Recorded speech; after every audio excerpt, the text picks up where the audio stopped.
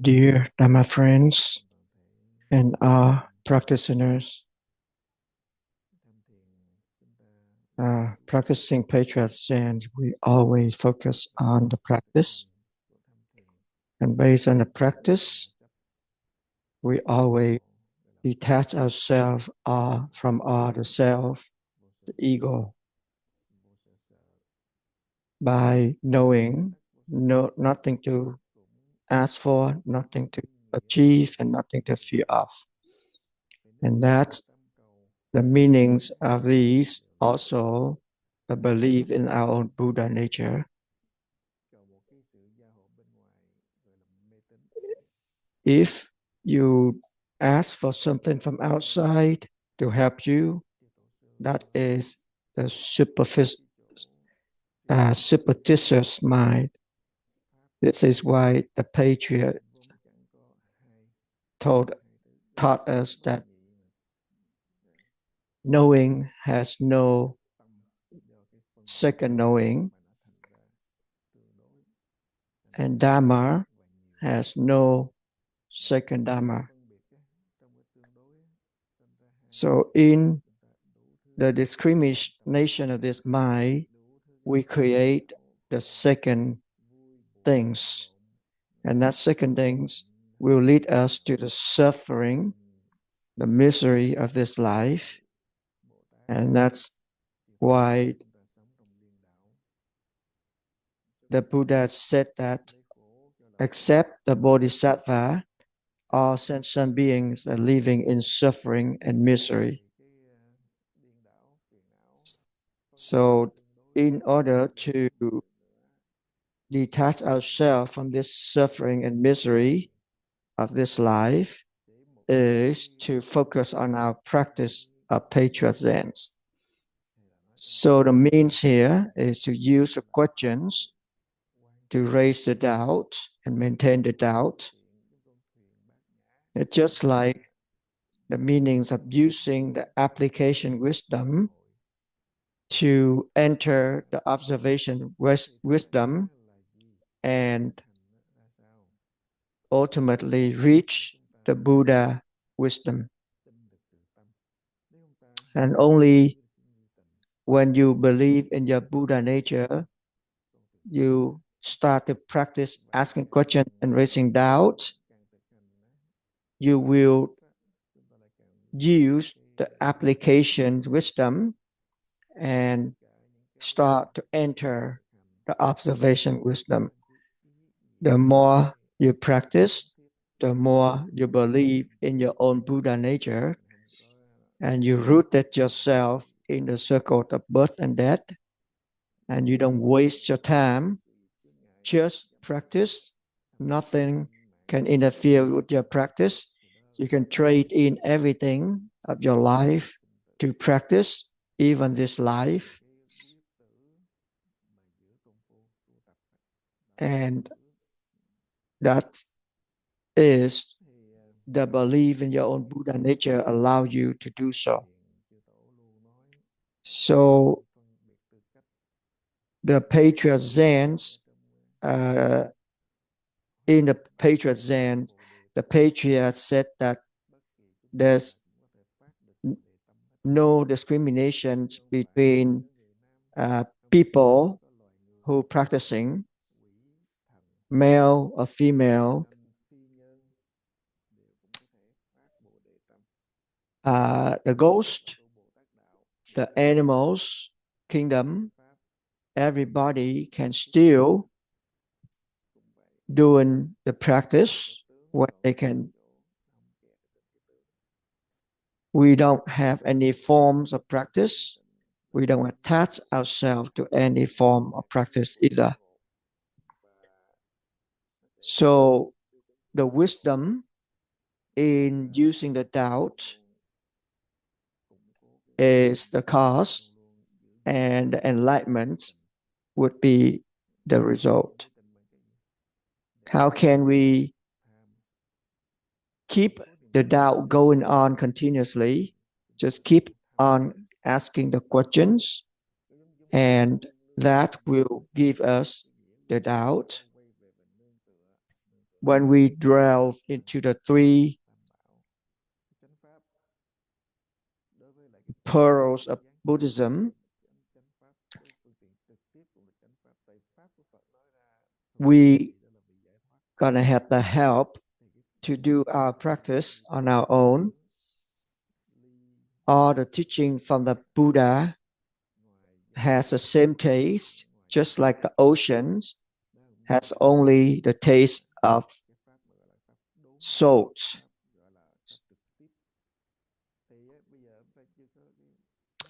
So our practice is a direct practice which cultivate our mind directly. At first, we still don't have a concept, clear concept about our practice. However, when we practice, we will realize our own mind. It's not the emptiness that we're running after. When we attach ourselves to emptiness, that is still the attachment. And when we listen, when we practicing and listen to the teaching from the Buddha and the patriarchs, we realize the real meanings behind these words. And when we understand and realize the Buddha's and the patriarch's explanations, we apply that back to our practice. This is why we said that no matter if you're male or female, old or young, doesn't matter. When you're sentient beings, you can still do the practice. Only when you attach yourself to this elusive thinking in the mind, then that will be the interference with your own practice. And that is my encouragement for you guys to practice. So if you have any questions or want to share your own experience, go ahead and speak up.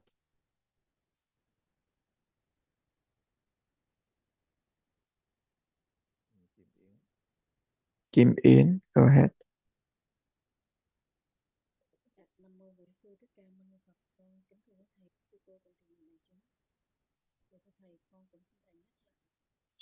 I'd like you to remind us about the teaching from Master Duy Lực.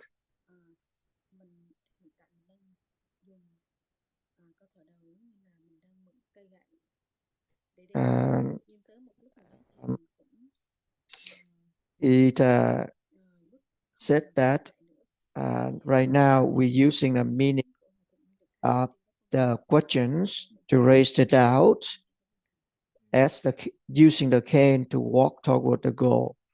So that will be the time that we don't use the cane anymore. Could you explain about this? So the questions that we use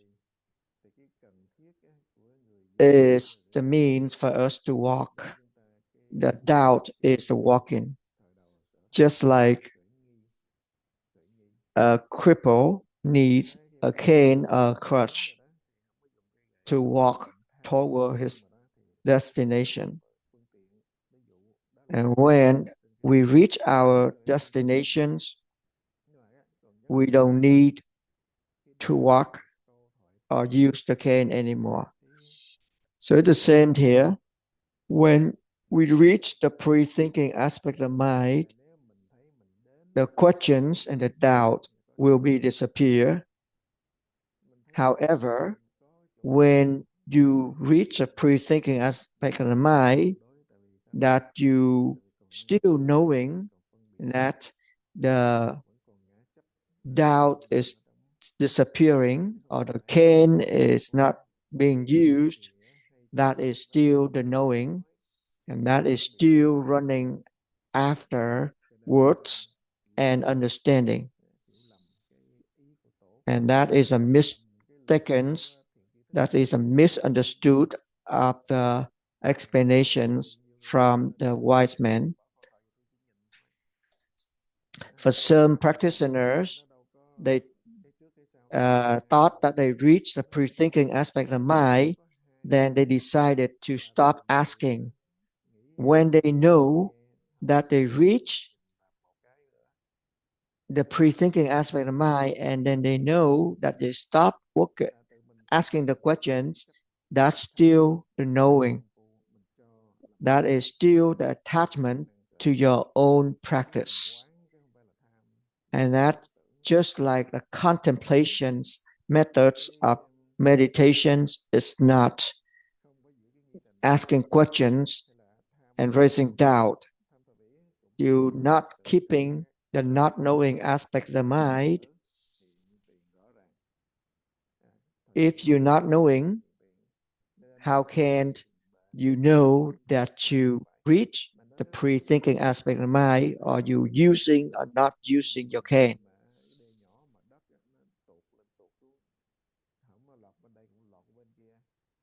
It's just like the earth from the river banks. It will be eroded from one side and build up the other side, and they just not yet consolidated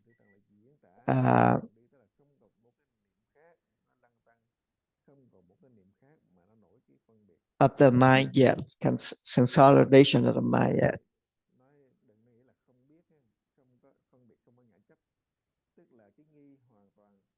When you're in the doubt completely, you don't pay attention to these. Doesn't mean that you don't know, but you don't pay attention to any knowing or not knowing surrounding you. When you listen to this, if you don't practice and you run after words, understanding, or the knowledge, you won't be able to really understanding the practice, the pre-thinking aspect of mind. This is why the masters always complain that many practitioners follow me but never understand the meanings of the pre-thinking aspect of the mind. They just have the discriminations of words, of understanding, without practicing, truly practice.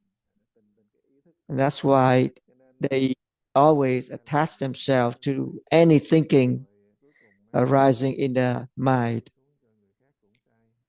And when they go in on the wrong path, and then they teach others the wrong way of practice too.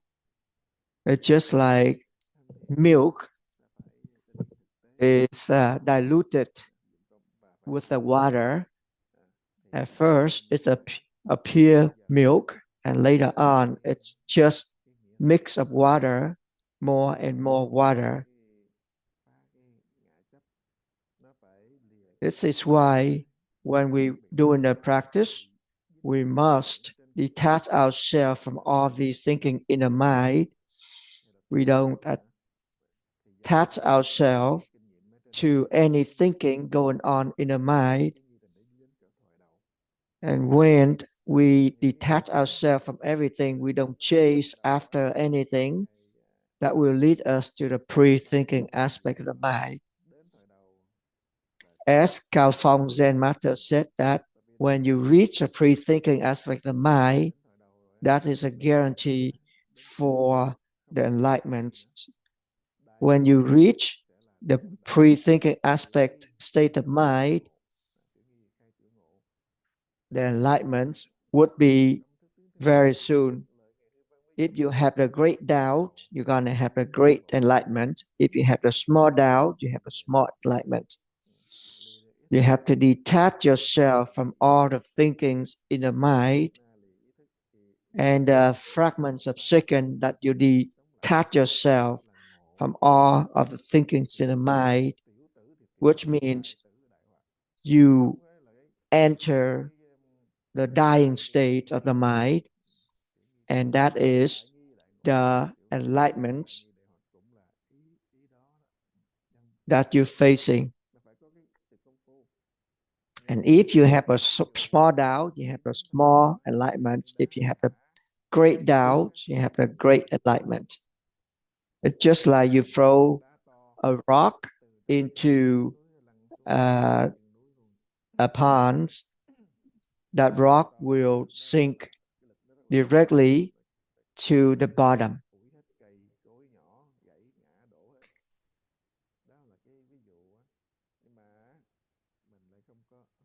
And those are just an examples. Those are just the meanings to explain. Don't be mistaken. Those are the pre-thinking aspect of mind that you understand.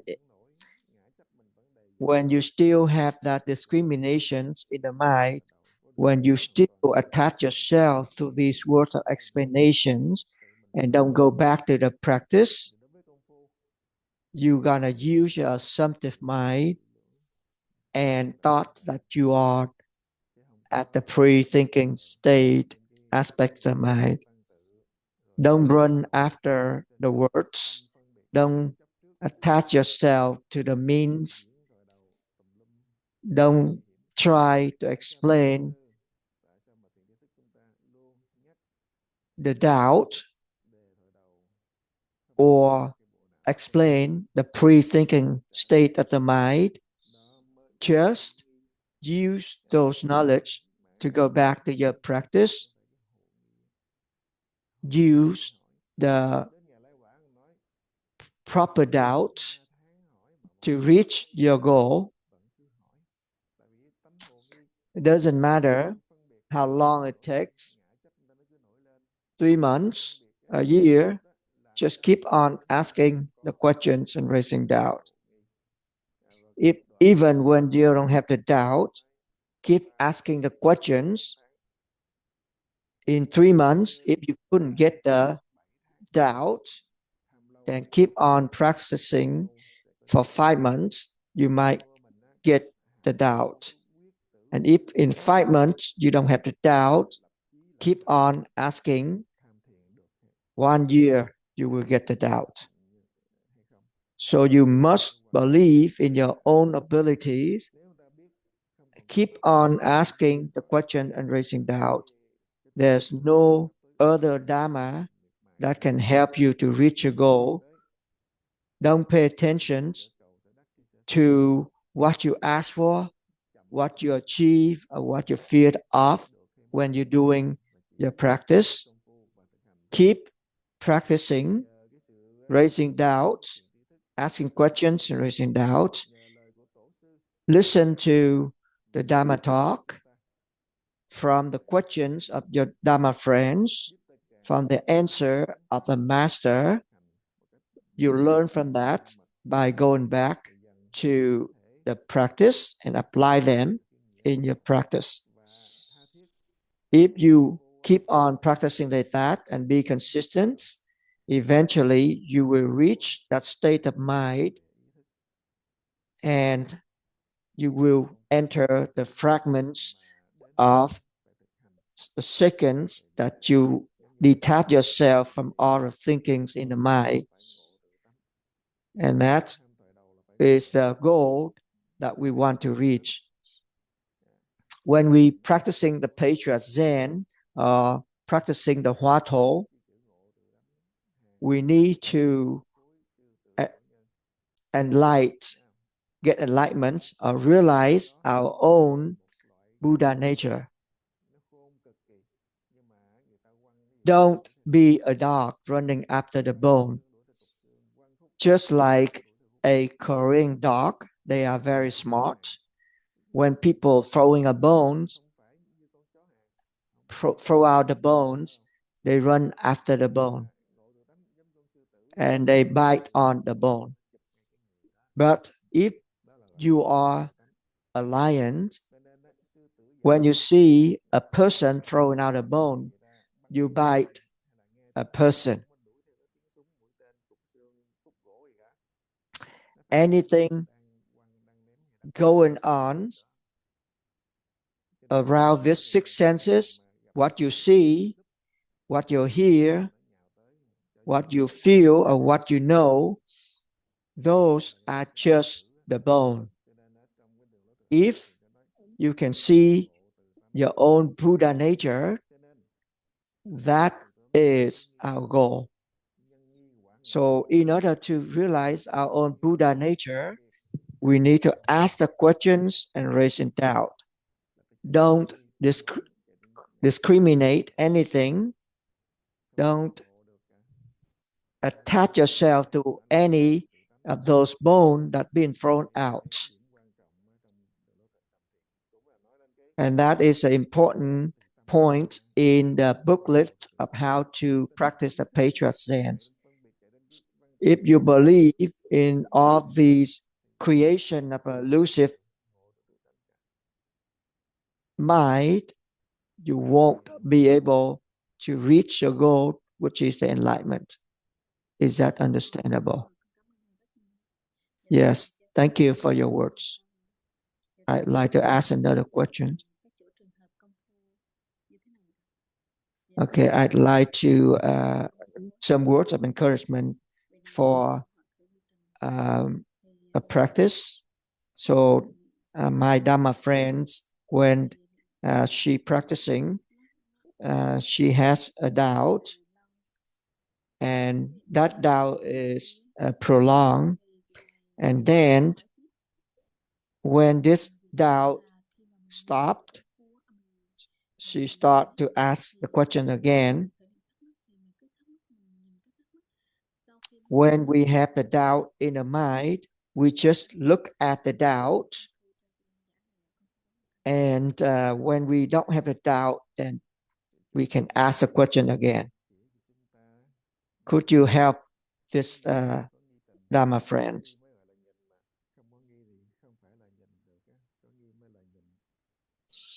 So, like what Zen Master taught us about this, if you have doubt, which means you simultaneously looking already. But there's important things that doesn't matter if you have doubt or don't have doubt, you still asking the question continuously, diligently. When you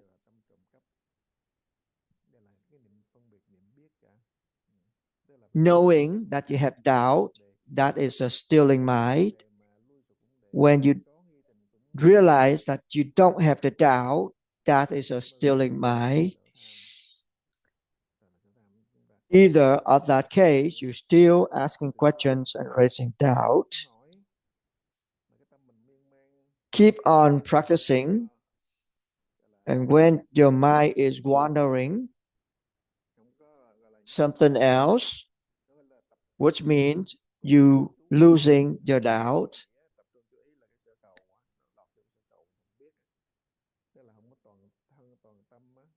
when you not completely in your practice, you still thinking about something else, you still attach yourself to those thinking in the mind.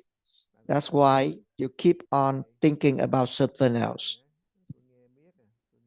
This is why for some practitioner, they said that they listen to the Dharma talk all the times during the day, and they said that they can practice and listen to the Dharma talk all day.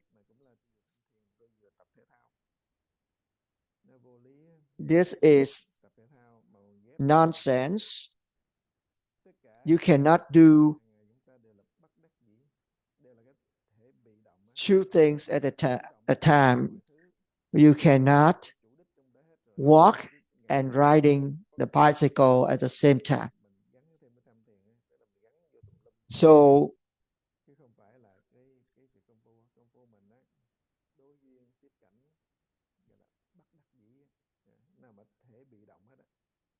when we facing with all the daily activities, those are just a reminder for us to go back to our practice, and we will forget about all those going on outside. For some people, when they said that they are practicing, however, they still focus on the fame, the money, the work from outside more than the pre-thinking aspect of mind. When the patriarch said that put the practice as the priority of doing, when we said that put the practice as a priority, which means we already look at our doubt. When we have the doubt, which means we looking already. We don't have to create a looking at the doubt and thought that we're having doubt.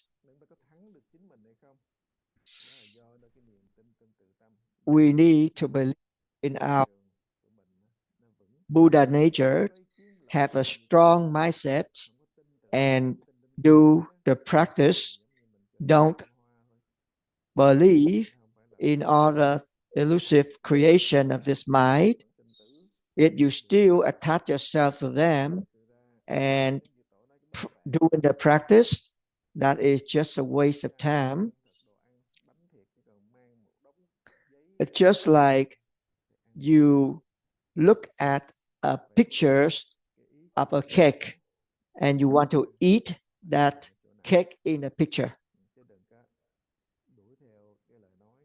Don't run after the words and have a discrimination in your mind and attach yourself to those discrimination and thought that you understand the meanings of the Buddha or the patriarch's teaching. Is that understandable? Yes. Thank you for your words.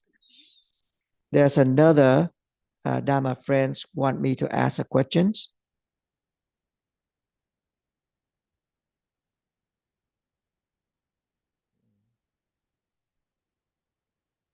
Go ahead.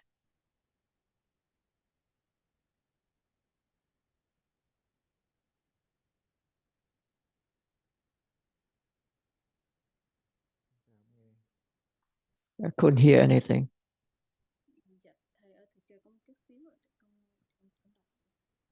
Just wait a little bit. I will read the questions.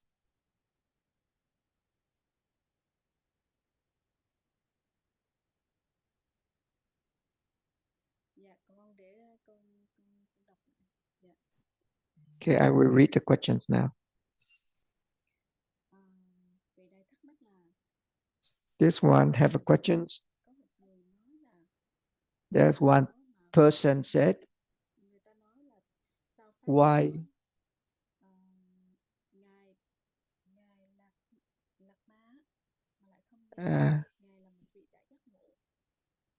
why don't we listen to the Dharma talk from the Bodhi Dharma, which is the enlightened one, but we listen to the Dharma from people who have not enlightened yet. Is that the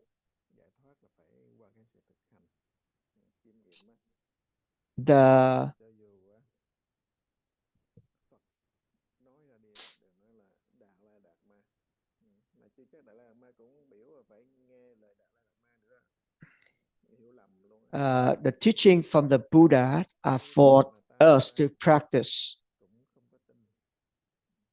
When we said it's the Dalai Lama,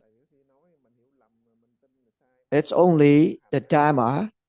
Even the Dharma from the Buddha also said that don't believe in my Dharma. We need to practice in order to experience that Dharma and see if it fits you, then you can practice that. The Buddha said that if you know me and you don't understand me, that is an insult to me. The patriarch said that when you listen to the Dharma talk, the patriarch expressed the three levels of sentence, three levels of attachment sentences. And if you listen to the Dharma talk, you know just one sentence, one level of attachment, then you still not understand. When you listen to some other people and you not reaching that level of understanding or that level of practice in the mind, that is not the understanding yet. The Buddha said that don't attach yourself to the words, but use that word to practice. Any words, even if from the famous person or it's a traditional teaching, don't believe in that yet. Use that to practice. If you feel it's bring you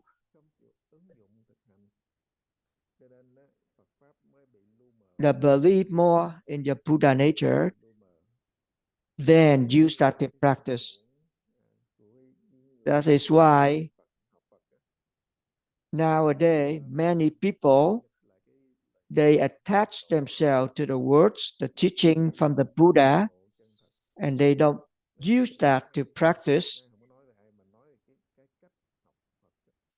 They don't understand the meanings of the Buddha, which means they insult the Buddha. It's not really the understanding that they have. Is that understandable? I don't know if this Dharma friend understand that, but I'm thankful for your encouragement words.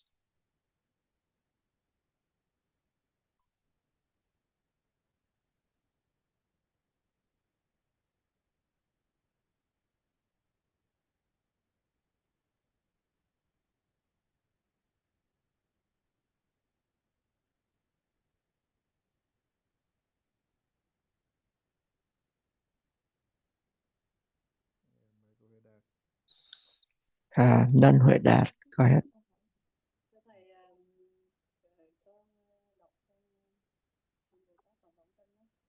I read the Bodhisattva teaching.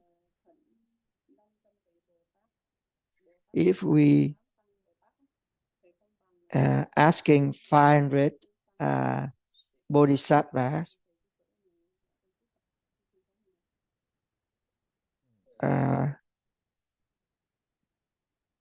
I couldn't hear the full questions. Oh, that's talking about the Bodhisattva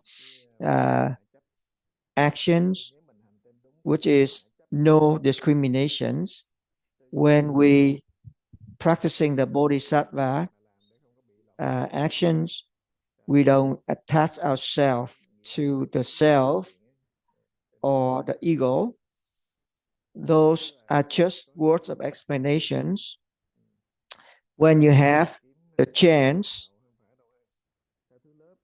to practice the bodhisattva, we don't put in the discriminations.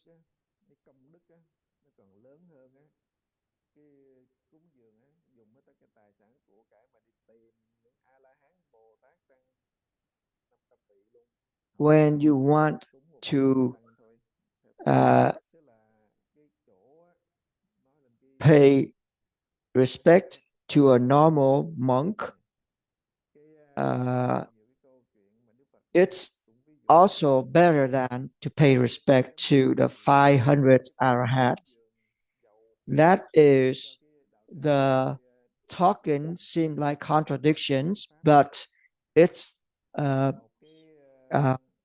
detachment from the discriminations between normal monk and an arahat.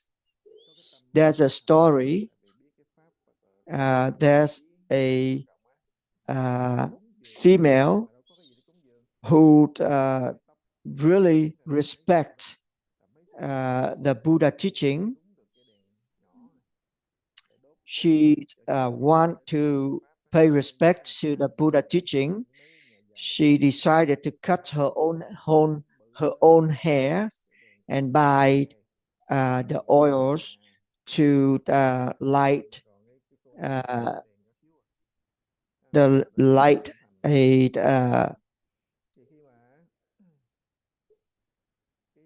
candle for respect, to pay respect to the Buddha teaching.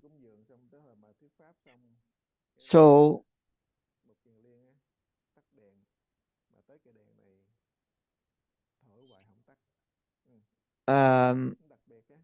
as the Mukhin, the disciple from the Buddha, after the Buddha teaching, he blowed out all the candles. However, when he blowed out the candle from this lady, he couldn't blow it out. It just kept on lighting. So the Buddha said that because of her great respect to the teaching from the Buddha, her light is keep on going. You cannot blow out the light of a person who have the strong mind like that. So when you have a belief in your own Buddha nature, a strong mindset, then you have the strong vows to practice. And when you have a strong Buddha, a strong belief in your Buddha nature, then you keep on practicing. And that is the belief that you have.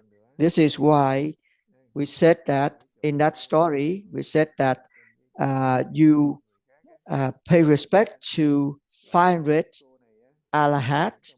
It's not and not believing in them is not as good as pay respect to a normal monk, and you have a great belief and a strong mindset. There's another story. Also, another female who she always doing goodness to others, and when she working, she always thinking about others, doing goodness to others, and because of that vow that she had to help others, when she met the prince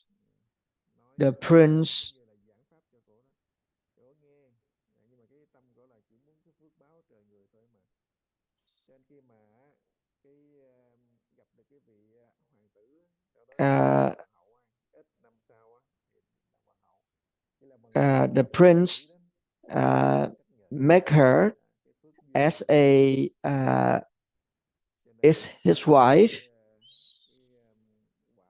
and when she becomes the prince's wife, she's still thinking about doing goodness to everybody. As a queen, when she became the queen, she still giving goods to everybody. However, when she had a third of her goods to give that to everybody in her country, but the monk from the a temple didn't accept that, and she was angry and asked, why I'm giving all this goodness to people and you don't accept. And the monk told her that doing the goodness is not a way to see your own Buddha nature. When you still having an ego in doing those goodness, that is not the way of practicing to see your own Buddha nature. So when she heard that, she apologized, and from there on, she started to practice, cultivate her own mind.